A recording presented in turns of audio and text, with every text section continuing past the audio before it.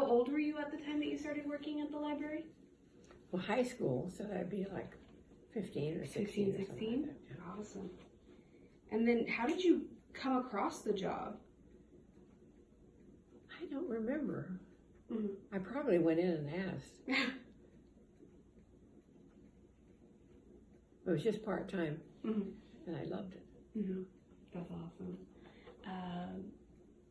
What other kinds of jobs did you have during your life?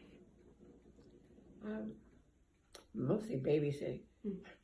Limited skills there. Yeah. And I don't remember other jobs. When I left to go to the junior college, I moved into the dorm, and that was 3 meals a day, housing. Mm-hmm. I wanted to go to Cal and study American literature. Well, that was off the table, Mm-hmm. and that wasn't going to happen. So what was going to happen is I figured if I spend 3 years and get my RN, that'll be my Willy Wonka, my gold ticket. Yeah. I can get a job anywhere, and then I can work, and I can go to school part-time. If I get a job in Berkeley or as a nurse, then I can still take some classes. Mm-hmm. It'll take me longer, but I will do it. And actually, right before I graduated from the nursing school, I did go down and checked in at Cal and did some paperwork because I was going to go down and right from graduation, get a job, Mm-hmm. and go to Cal. Mm-hmm. It was easy to get in those days. You just did some paperwork. Yeah, it sounds like it. And that was what I wanted to do. And so I was working, and a friend of mine was an occupational therapist, Mm-hmm. and she was going to Europe. And she said, well, when you graduate, all you need $1,500 Mm-hmm. to get us over there. Yeah. And if you can do that in a few months, they weren't going to leave. She was going with another girlfriend. Okay. So, and that girlfriend had another girlfriend. Wound up, and that girlfriend had another girlfriend. So 5 of us, and each one of us knew one person out of the 5. And we did. We went to Europe and rented a car and took off. Mm-hmm. So that took care of Cal. Yeah. I can go to Cal or I can go to Europe. I think I can always go to Cal. It'll still be there. Can't always go to Europe. But I'm going to Europe. Mm-hmm. And that's where you met Jim, right? Yeah. Okay. Yeah. And what year was that trip? That was 1957. 1957. Because I graduated in 56 from Mm-hmm. nursing school. Okay. Wow. And then as you were traveling through Europe, that's when you got the opportunity to become a nurse? To become what? A nurse? Yeah, no, we just traveled. Oh, you just traveled there? And then we were in Wiesbaden, Mm-hmm. in Germany. And we were talking about coming home. We had our return ticket, and we ran out of money. And that was the deal. We'd come home. Mm-hmm. And a couple of them came home, and I thought, I don't have anything to come home to. I'm not going out with anybody. And so I went into it's so brazen. I went into the Air Force Hospital, Mm-hmm. 7100th, and looked for the nursing thing, and I walked in and had my state RN license, Mm-hmm. and that's it. And I said, are you hiring? And they said, can you start this afternoon? Yeah. But I was civilian. Mm-hmm. I aren't going to join. I don't join anything. Not after being locked up for 3 years in a dorm. Yeah. Was a nursing school thing. I was like the military. No, I don't sign anything. Mm-hmm. I'll work as a civilian. So I started work right away. Mm-hmm. Oh. Wow. So does civilian just mean that you're not officially a part of the military? You're not military, but you're like a contract. Oh, okay. I would imagine. Okay. Because they provide housing. I had a little apartment that they provided, Mm-hmm. and things like that. Wow, that's awesome. Oh, did you knew your grandparents, obviously. Did you know your great-grandparents?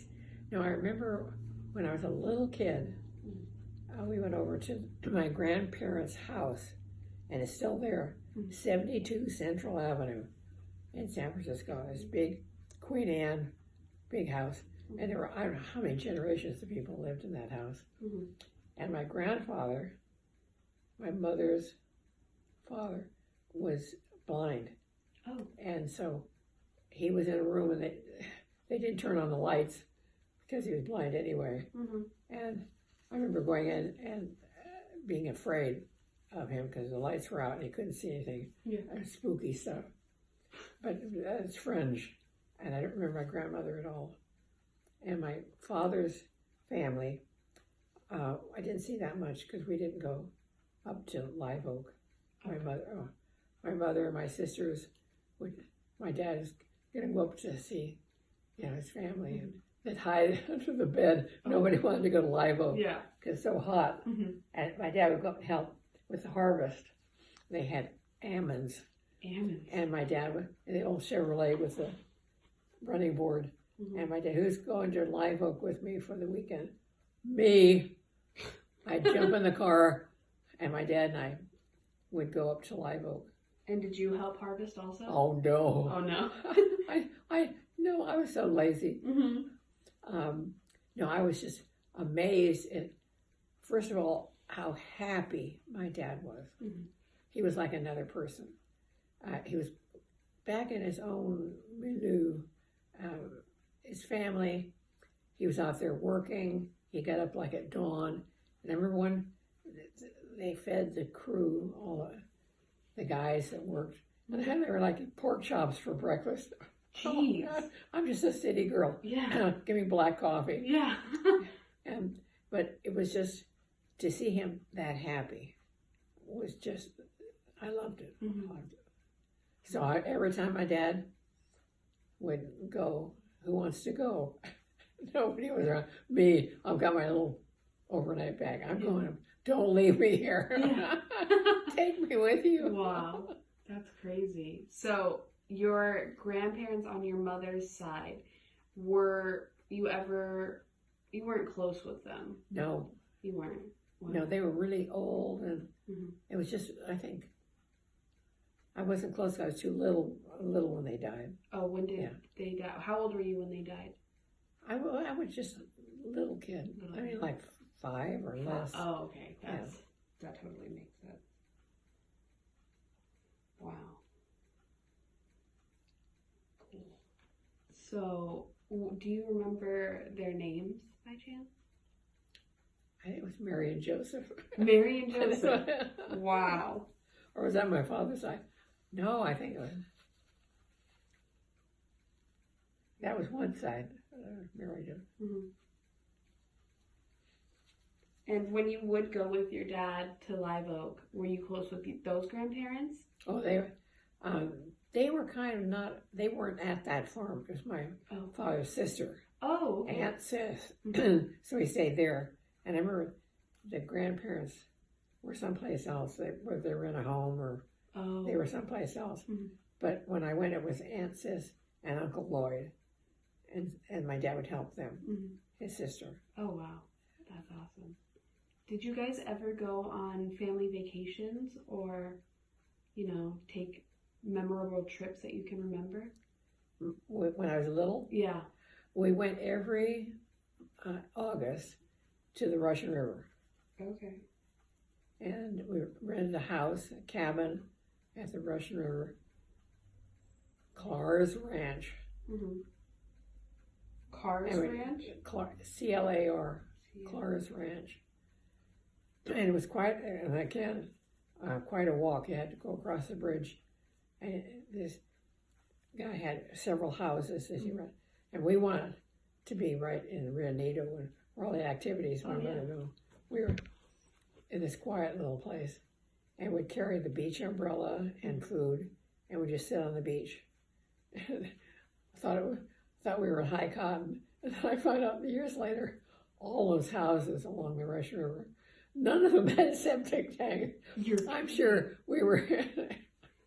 I'm surprised any little kid survived. Either that or we're immune to everything. Yeah. I found out later, oh my God, terrible. Mm-hmm. Have you ever been to the Russian River? Oh, yeah.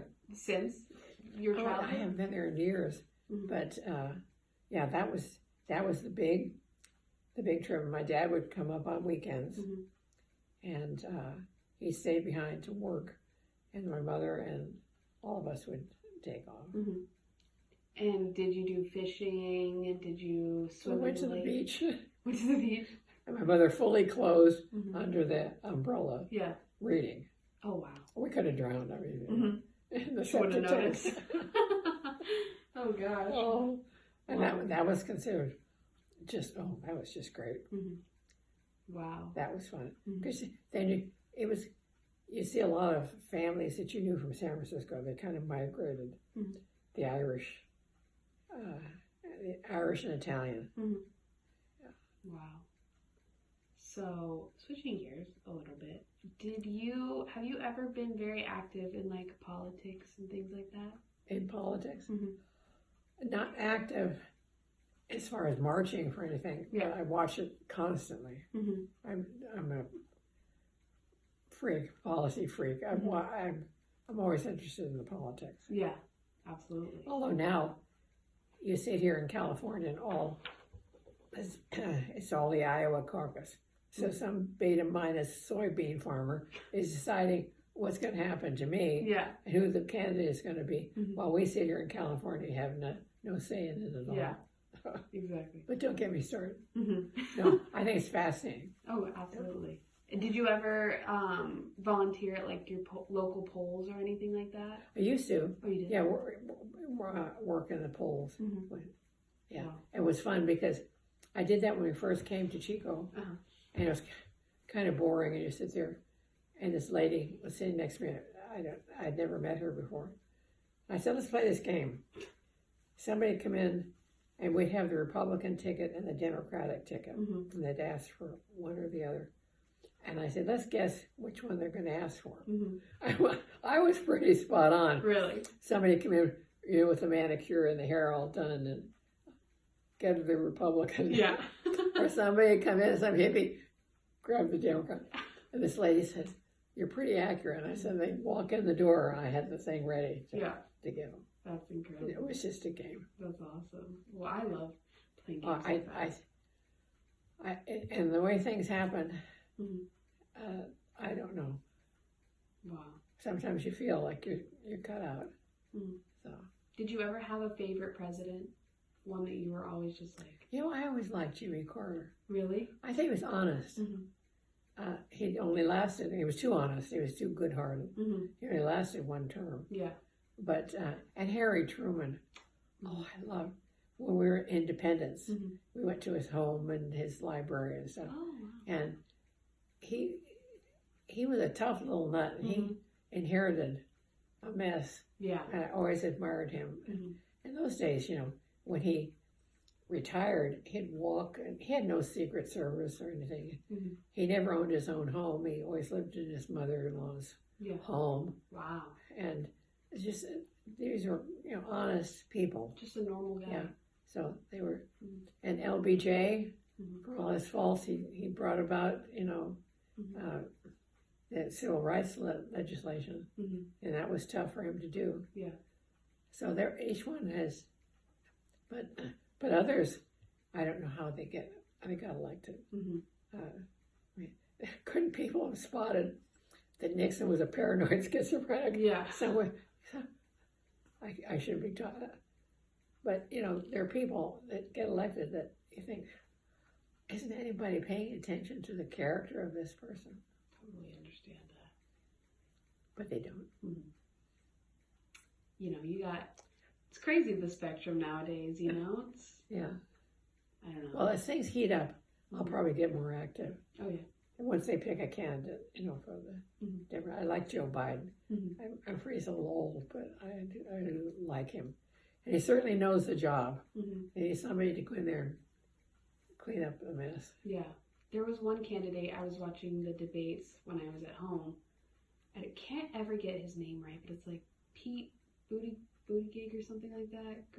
He's the first openly gay candidate. Oh, yeah. Yeah. Mayor Pete. Yeah. Yeah. I like him. I don't know why. He's so smart. Yeah. He's also so sincere. I feel that. And it's so he cool. Is, and he's just right up front. I went to lunch with some of my friends my age. And I said, did you ever think that somebody would not only come out of the closet, But announce and get married and run for president, I mean, my head is spinning. I know. Because again, in one generation, half a generation, exactly, things have changed so much. I know. Oh, yeah. It's crazy. I've known gay people and worked with so many wonderful gay people that were in the closet for so long. Oh, yeah. And they're just, you know, one of the women I graduated from nursing school with, everybody's talking, a couple of years ago, a lot of the ladies were having their 50th wedding anniversaries. And I turned to her and I said, you're coming up on 50, because she and Louise, and she said, yeah, that we've been together 50 years. Married or just together? Together. They would have been married if it had been legal. Yeah. And so everybody's talking about the kids, the grandkids, the 50th anniversary.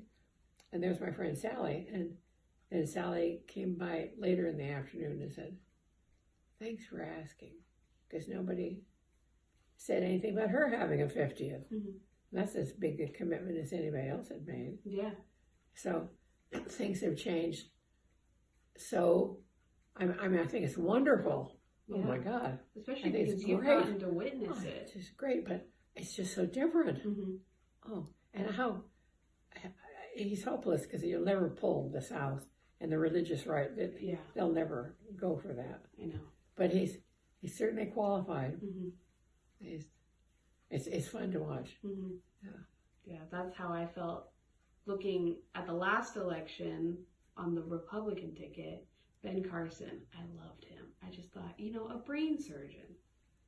Come on.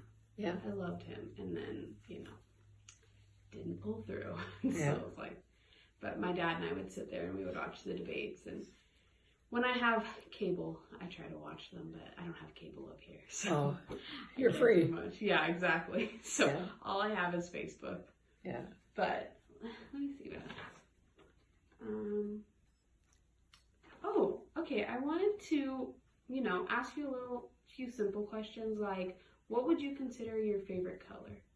What would be what? Your favorite color. That's a tough one. I like blue because blue goes with a lot of things. Yeah. But it can be kind of depressing. Yellow. Now you go for the yellow. That's more cheerful. Yeah. Yeah. Any reason for blue, or just because it matches everything? I don't know. It matches everything. Blue sky. The color of the ocean. Yeah. Oh, the ocean. Yeah. That's my favorite one. Yeah, that kind of blue. What would your favorite animal be? A dog. A dog. Yeah. Any kind of dog? Well, the dog we had when we lived in Pullman was half Malamute and half German Shepherd. Oh, wow. And as close to being a human as any. Yeah. That dog was so smart. Fritz the dog. I never had any pets when I was a little kid. My mother said, no, people in the city shouldn't have dogs or cats. Oh, really? I feel like now no cats, no dogs. Everywhere. I think she had a bird once and he killed it. I don't know. Lord. No pets. And then I'd go with my dad up to Live Oak. Dogs everywhere and cats, and that was fun. Is Live Oak more of a small town kind of feel? It's still a small town, but in those days, you're talking small. Oh, really? You're like, yeah. Wow. But it's grown, it's gotten bigger. But my father's side came from Germany to Canada. Oh. Maybe, I wish they had stayed. Yeah. I like Canada better these days.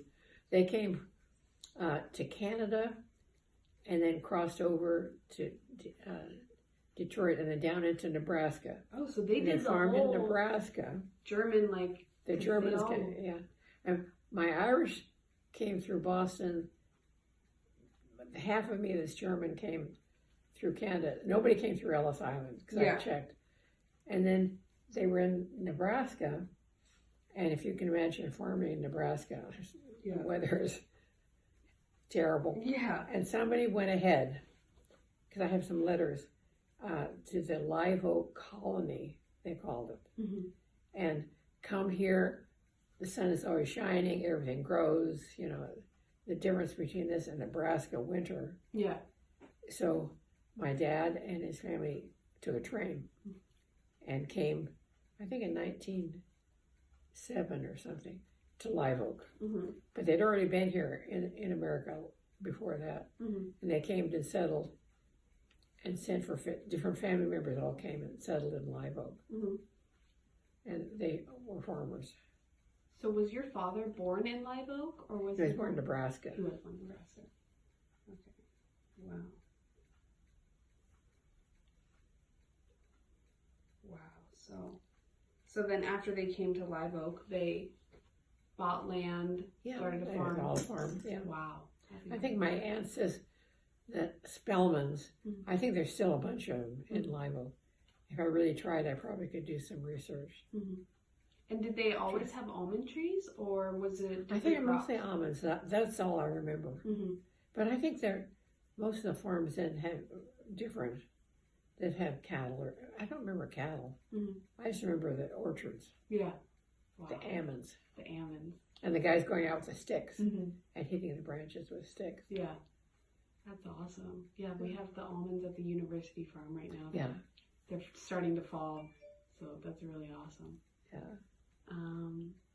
Okay, I wanted to ask you a few questions about like you and Jim, and how, like, did you guys ever go out dancing or like go out to dinners, and like did you have like a weekly date night or something? No. No. When I met Jim, Mm-hmm.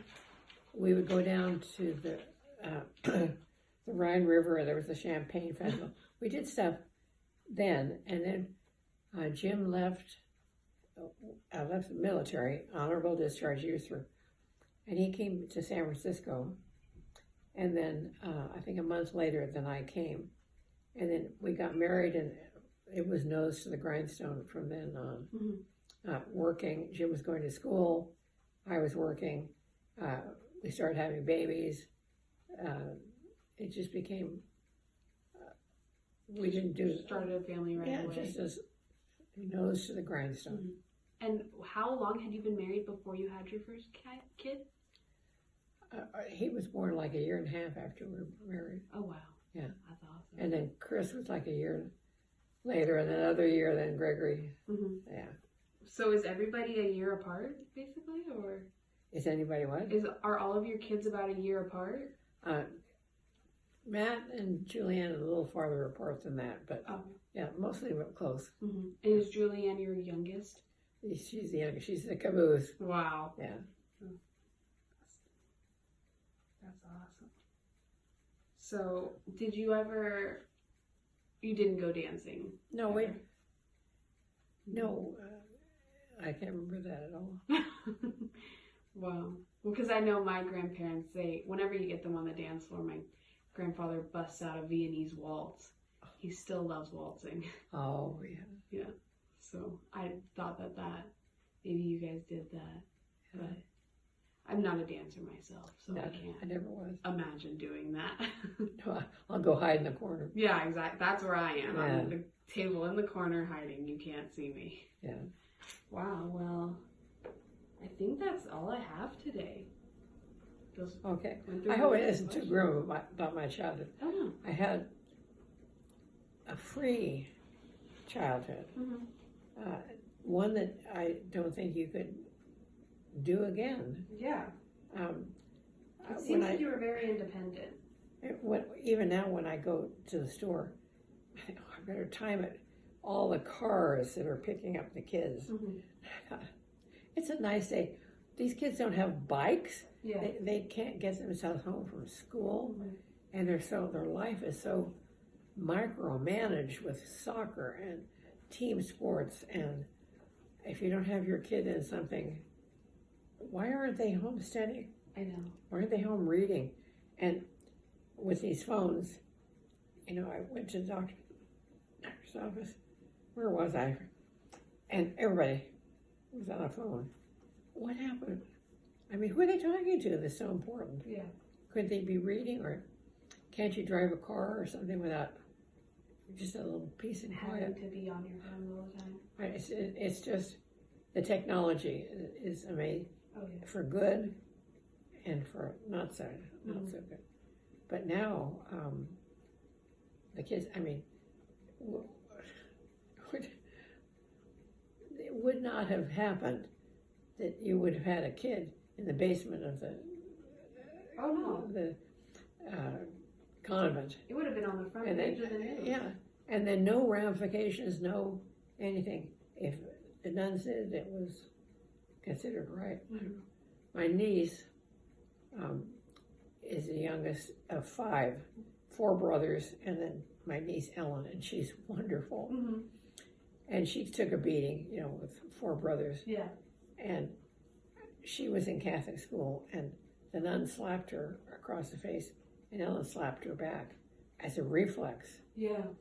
Well, my sister almost had to be in, ICU, because Ellen had a nun.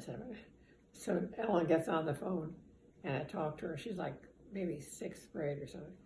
I said, "Good for you." Yeah. I said, "Someone slaps you, you slap them back." Yeah. This is crazy. And she laughed. She says, "Well, she knew I would be in her corner." And I said, "Yeah, I don't care if she's a nun or who she is. Yeah. You gotta fight back. You have to defend yourself." Yeah. Wow. So, but I thought, good for you. Yeah. That's crazy. Yeah. If you did that now, No, would not go over the same way. I don't think they have nuns anymore. Yeah, I don't think Catholic school is very Who popular. wants to sign? And then you think about it, it was the war. When I graduated from 8th grade in 48. Okay. So in 1940 or 39 or something like that, that's when I started grade school. And that's the height of the war. And a lot of these Irish young women had a chance to escape poverty and whatever, and sign a few papers and get to America, but they had no education themselves.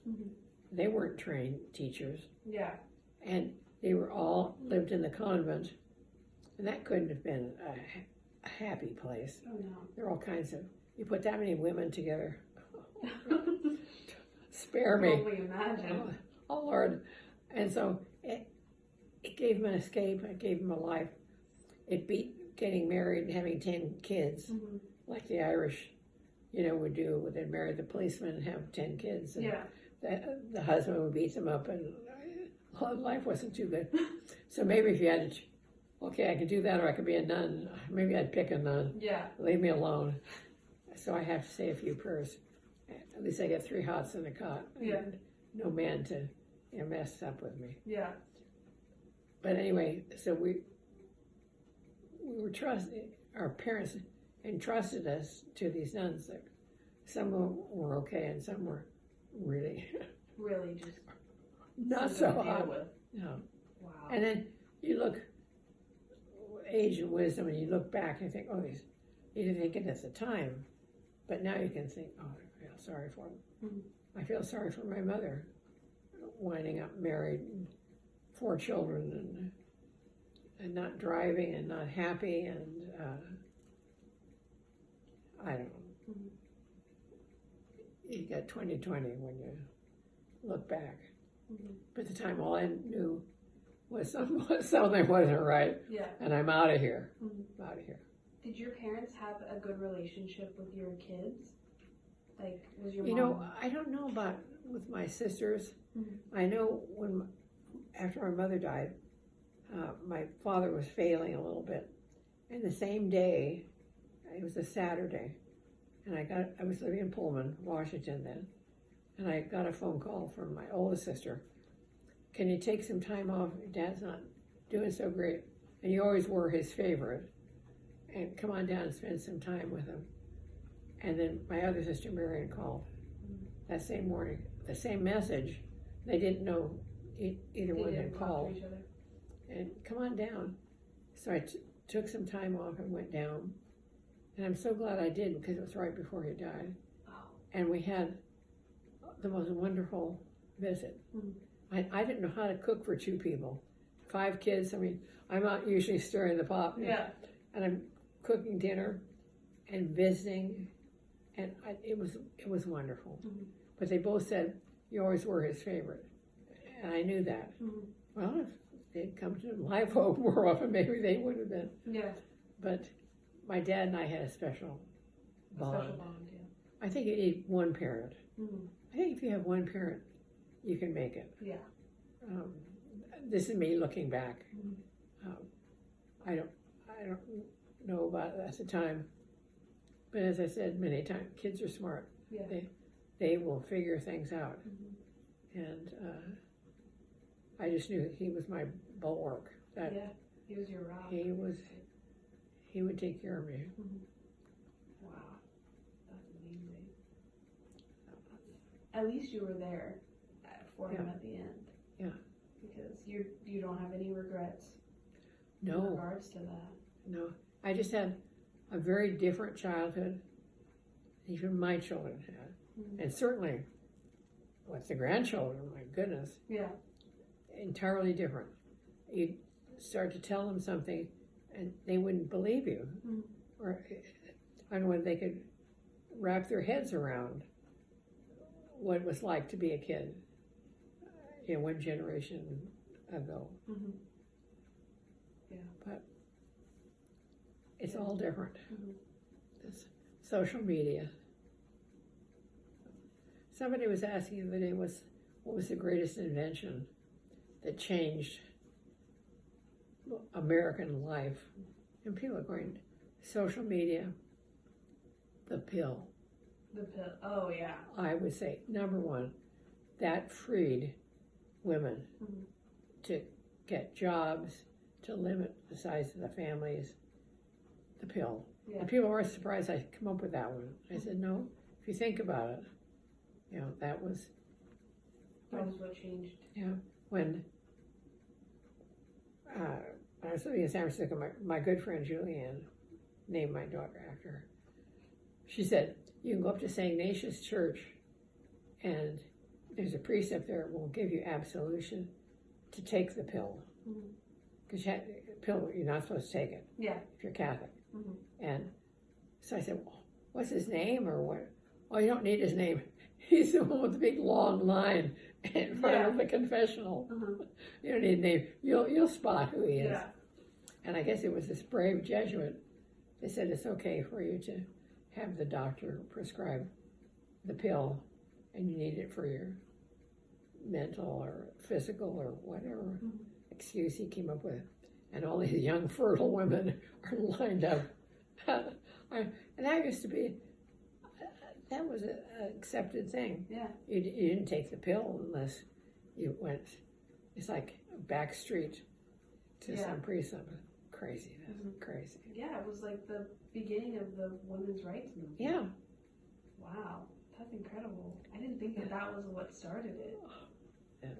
Wow. So Jim and I, this a while ago, I went to look at used cars, and Jim wandered off, and I was having this salesman comes on mid-50s or whatever, and he says, well, hubby buying you a new car today?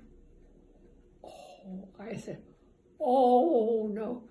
If I wanted a car, I'd buy my own car. Yeah. I work. I don't, I said, you're not going to sell too many cars. That's so sexist. Yeah. And he said, well, I don't mean it. I have 2 daughters. That just proves you can't have sons. Yeah. That doesn't prove anything to me. Well, Jim turned around and he saw, what's she doing now? Rushed over. I came back, and at lunch the next day at the hospital, I was talking to some of the women doctors would eat lunch with the nurses. And I said, if you ever want to use car, don't go to this guy. Yeah. They were just infuriated. Oh, yeah. Well, of course, hubby, first of all. Yeah. Don't do it. That's awful. Yeah. But it's like, you don't realize until somebody says it, and then you just explode. You realize, don't talk to me like that. Oh, yeah, absolutely. It's No. kind of demeaning in Yeah. a way, especially to call him hubby. Yeah. That's crazy. So, well, I don't know whether this is intended for the kids, whether they're learning anything. I did not have a terrible childhood. I had a different childhood, which made me who I am today. Made you strong and independent. I survived the Russian River with raw sewage. That's an accomplishment. I've seen the world, thanks to Julianne and her tickets on Delta. We've been we haven't been to South America, but we went to China and Russia and Scandinavia and Europe many times, and Morocco and Egypt and Turkey and Greece, and we've been Have you made it down to Australia? lots of places, and I love that. I always wanted to travel. Yeah. I always like over the rainbow Mm-hmm. on the darkest day. There's something out there. If I can just make it, Yeah. I get under the covers in the middle of the night with my flashlight and read my Oz books. I was addicted to Oz books. Wow. So, in fact, I've pretty much completed.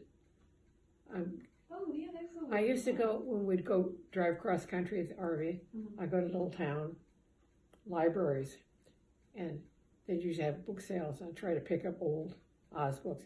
Oh, it's really hard to do that because they're 100 years old. Oh, absolutely. Not too many around. And then I discovered Google, and I was buying books from, Gopher Prairie, Nebraska, the Emerald City of Oz that I've been looking for 20 years. Yeah. So click, and it'd come in the mail. And it was that easy. I loved it because I was able to track down all these. So little by little, I added to my Oz books.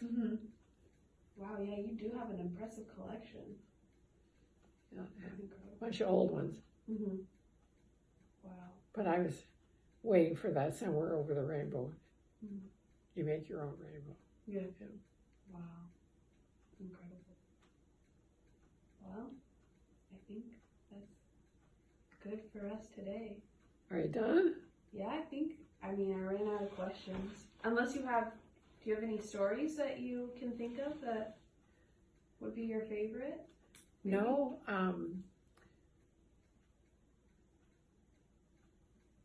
No, I can't. You see if I went over.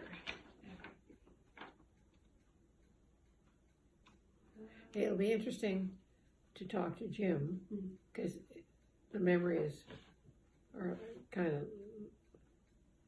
on the edge there. Is there anything that I shouldn't talk about? Do you know? Or I can't hear. is there anything that I shouldn't talk about? Or No. No? He loves to talk about Cleveland and growing up. The stuff that Matt, I'm sure, wants to hear, he'll be good about that. Okay, cool. But sometimes drift off and ramble. You have to channel. That's totally fine. That's your job to bring him back Yeah. into focus.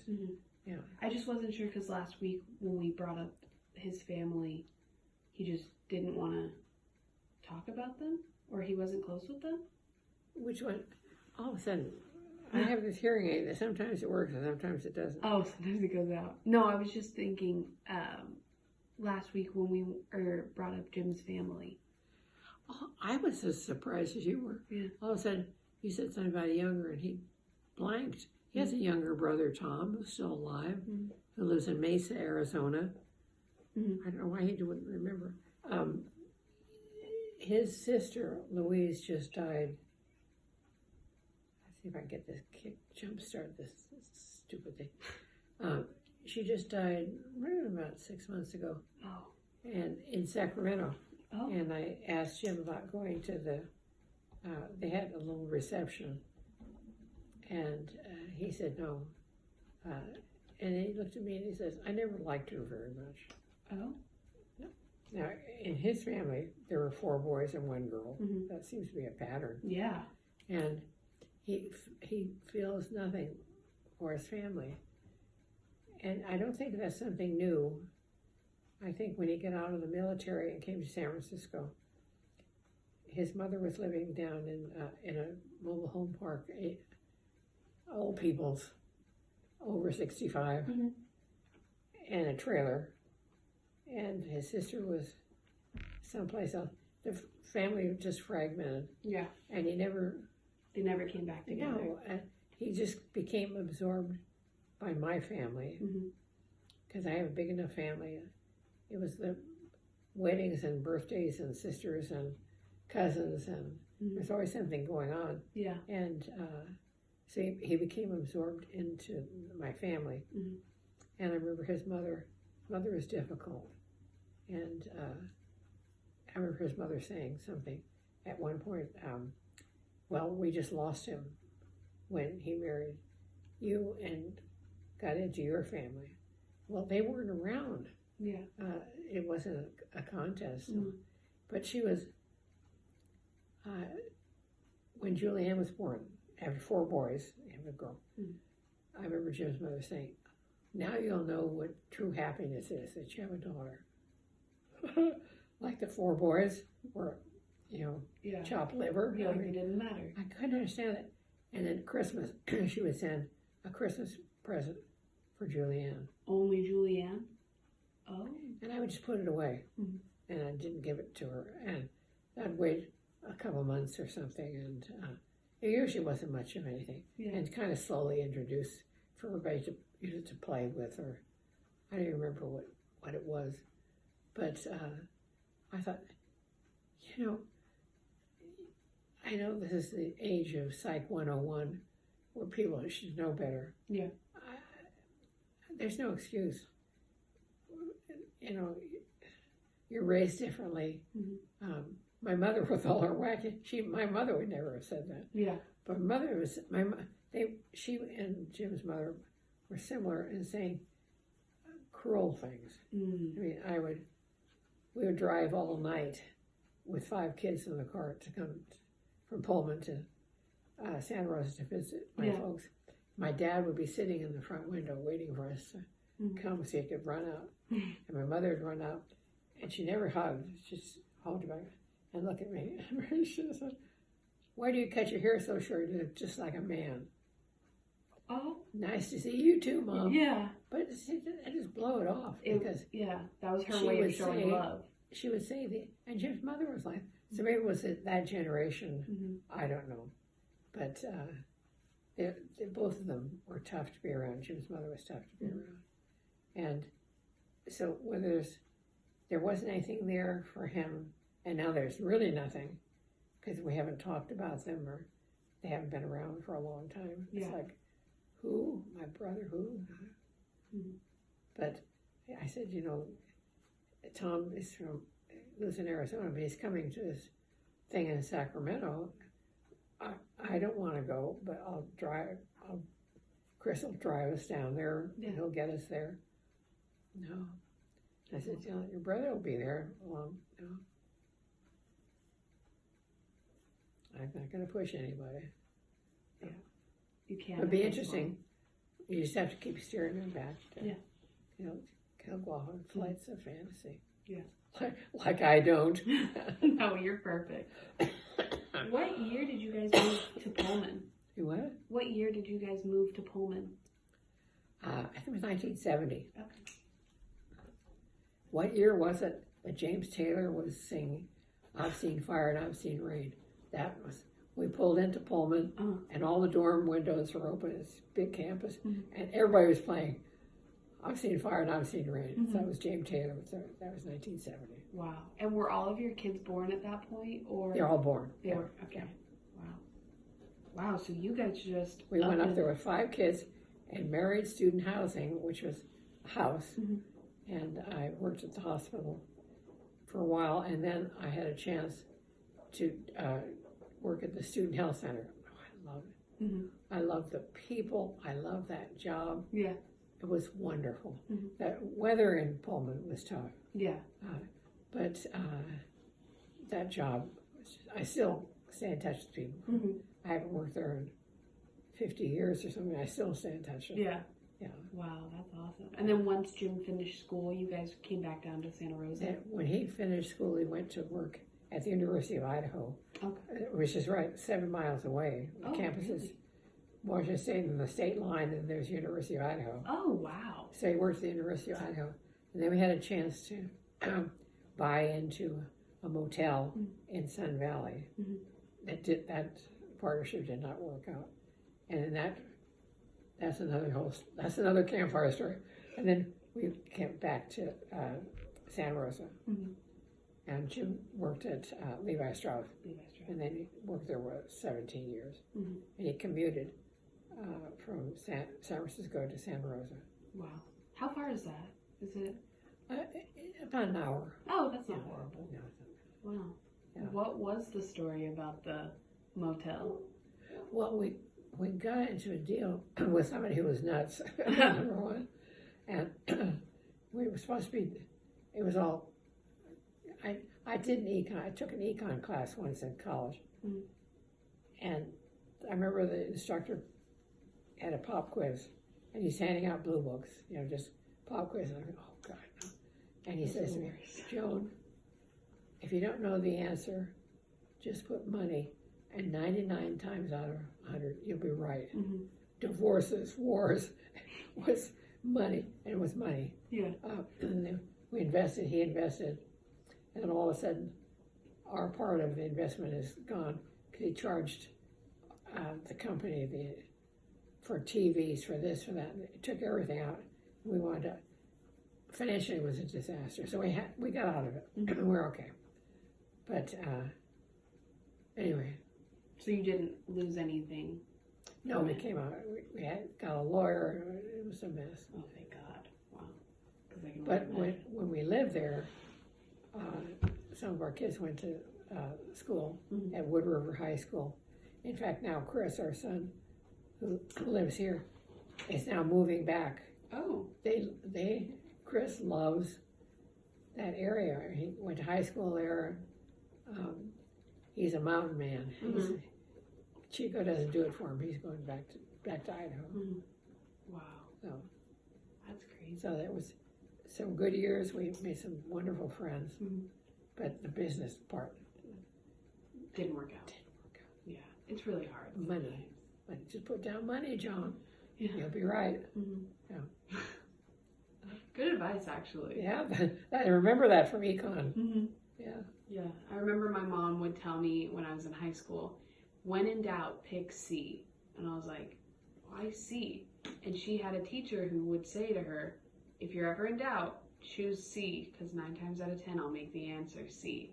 And I'm like, I would try that. Of course, it didn't work because my teachers aren't like that.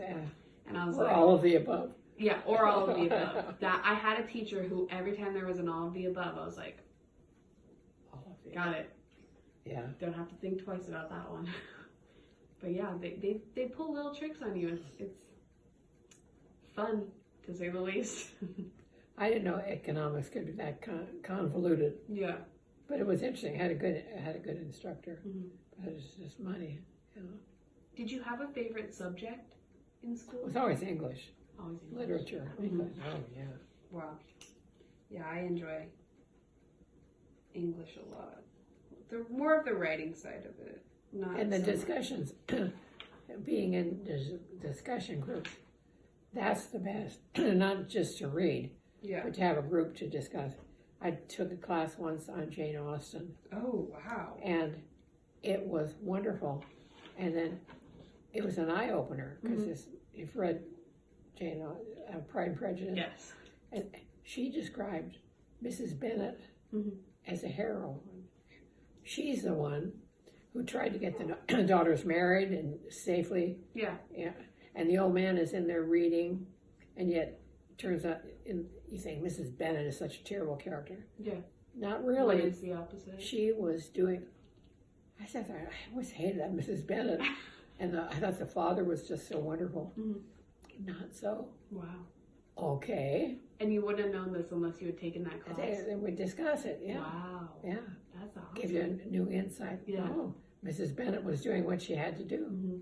Of course, she was horrible doing it. She was so obnoxious. Yeah. But she was trying to get those girls married, and the father wasn't doing anything. Did you take this class in college or in high school?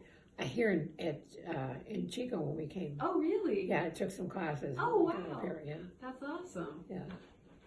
Write that one down. So the Jane Austen one I really liked. But that was interesting. Wow.